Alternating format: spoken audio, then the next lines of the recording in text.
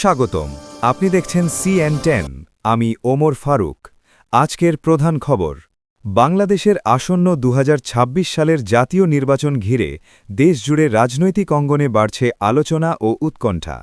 প্রশ্ন উঠছে, এই নির্বাচন কি হবে অবাধ, সুষ্ঠু ও অংশগ্রহণমূলক?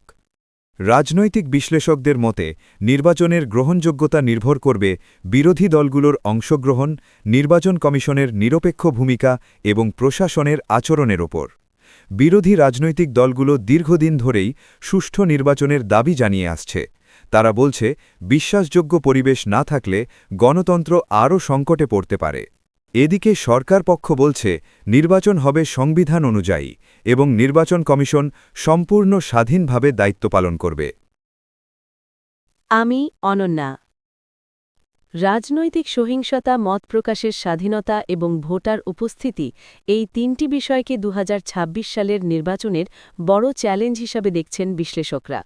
একই সঙ্গে নাগরিক সমাজ ও আন্তর্জাতিক মহলও এই নির্বাচন গভীরভাবে পর্যবেক্ষণ করছে। বিশেষজ্ঞদের মতে একটি অবাধ ও বিশ্বাসযোগ্য নির্বাচন শুধু সরকার গঠনের প্রশ্ন নয়, এটি বাংলাদেশের গণতন্ত্র টিকে থাকার একটি গুরুত্বপূর্ণ পরীক্ষা। ২০২৬ সালের নির্বাচন কি গণতন্ত্রকে নতুন দিশা দেখাবে, নাকি অনিশ্চয়তা আরও গভীর হবে, তার উত্তর দেবে সময়। এই ছিল আজকের প্রতিবেদন।